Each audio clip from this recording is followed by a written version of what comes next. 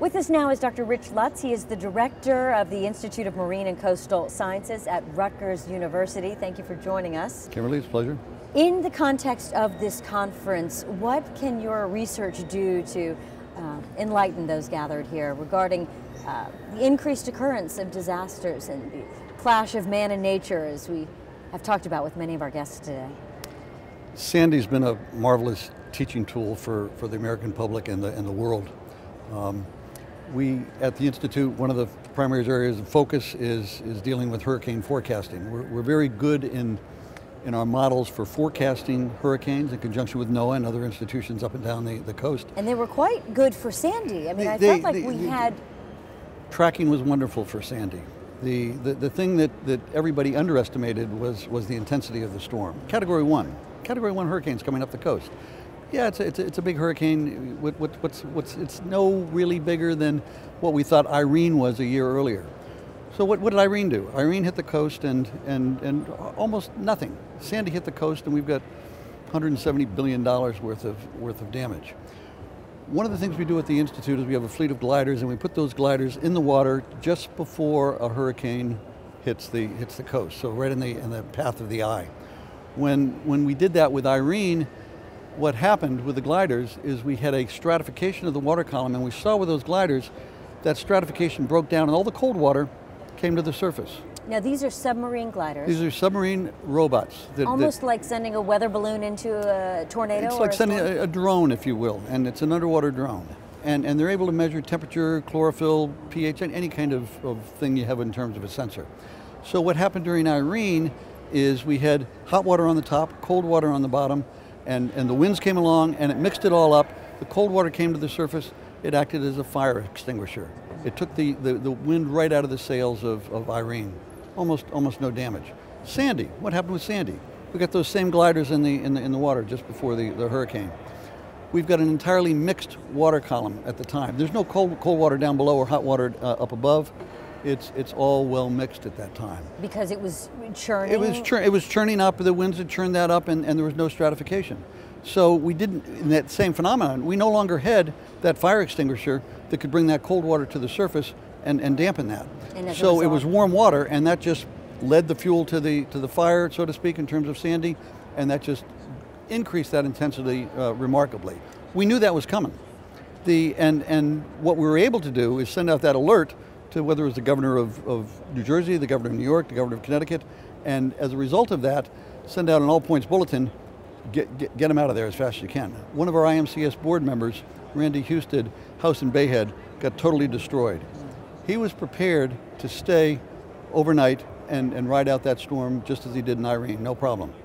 If that 93-year-old member of our board had stayed in that storm, he would no longer be with us. You can't put a price on those human lives that were saved as a result of last-minute preparedness in terms of getting people out. Right, and you think about larger populations and communities across the world and the lessons that can be learned from that. That's the lesson we've got to learn in terms of how can we increase not only our ability to increase the tracks, which we're very good at, but that intensity of a storm so that we know what the storm surge is going to be through a combination of everything from gliders to HF radar systems up and down the coast. So tremendous research opportunities, but also tremendous teaching opportunities for your undergraduate and graduate programs. Talk about that a bit. I mean, what a laboratory for these students. Yeah. Oh, it's a wonderful lab. And what we've got is we've got a fleet of gliders that are state-of-the-art. We took a glider 2 years ago and sent it out of Tuckerton, New Jersey, and it made it all the way to Bayonne, Spain. First transatlantic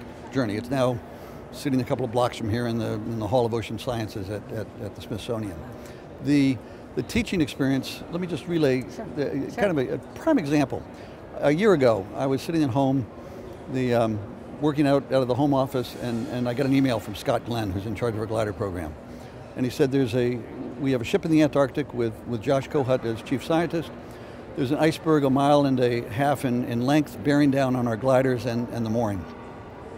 We've got to make a decision at 11:15 this morning of whether to pull that glider and sacrifice our data or leave the glider in the water.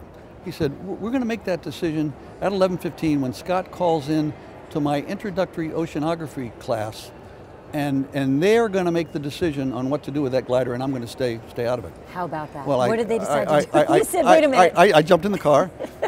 How much do these gliders cost? $100,000, okay? And place that in perspective. So I jumped in the car, got to the lecture about 11 o'clock. Scott is showing a series of slides, and he's not lecturing to the class. He's saying, here's one side of He's giving them information. Right, in Antarctica, because the chief scientist doesn't have internet on board that ship. He said, you are the eyes for the chief scientist. So he shows a slide, chlorophyll, and he says, here's this side of the bank and this side of the bank where the gliders are going to fly, and here's what the chlorophyll looks like. You tell me what's going on chlorophyll-wise, what you expect to see on the other side. Tell me that about iron. Tell me that about phytoplankton. Tell me that about temperature. And so they're feeding back information to Scott, just as they're going to, he said, chief scientist is going to need to know all this information when that phone rings, and you, the class, are going to tell him what that information is and what he's going to do with that $100,000 glider down there. To make a long story short, the phone rings at 11 o'clock. There's an interchange between the chief scientist and the students. They're asking him questions, he's asking them questions. At the end of that question and answer period, no one had made a decision yet. There wasn't one kid out of 100 that left that class for 45 minutes after the class was over. And they will never forget that experience. They ended up pulling that glider. They made the decision to pull it, which was the right decision. Had they not made that decision, probably would have lost a $100,000 glider. That $100,000 in terms of a learning experience for those kids, you can't measure that. So it was a wonderful learning experience. So putting them right in the thick of it. Very powerful, yeah. What about the decline of coral reefs? It's something that your group has been researching, and society stands to lose a lot there. Well, when we talk about increasing disasters, we're talking about, in terms of coral reefs, increased concentrations of CO2 and increasing temperature, both of which are destroying coral reefs.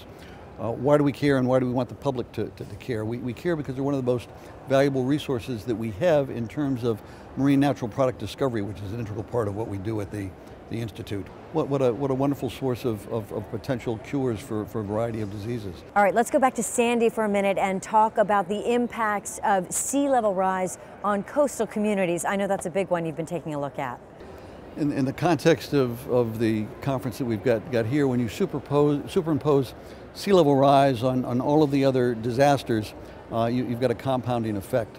Sea level has been rising at a rate over the last couple of decades of about 10 centimeters per decade.